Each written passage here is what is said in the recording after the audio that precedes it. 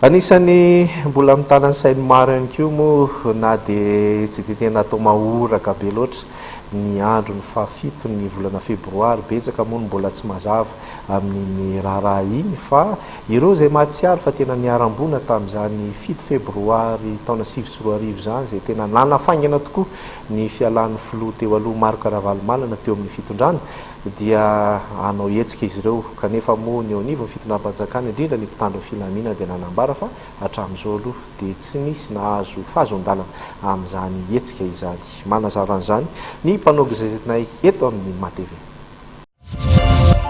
Tsy nisy nahazo lalana nanao hetsika an-dalambe sy famirim-bahoaka rahampitso fankalazana ny fahavalo taona ny sabotsy mena 7 febroary 2024 ary izy fepetra ho raisin'ny Nemoraiga amin'izay hetsika rahampitso izay.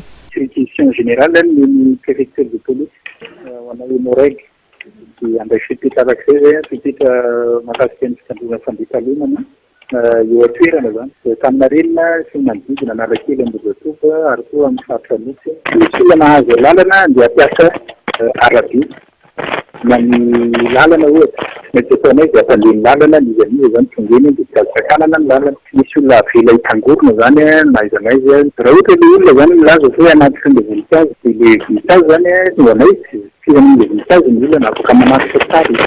Ny fikambanan'ny Trabona tamin'ny 7 febroary na ny AV7 sy ny Mapara dia samy ametraka fehizam-boninkazo eny amin'ny Tsangambaton'ny Maritsiora 7 febroary 2024.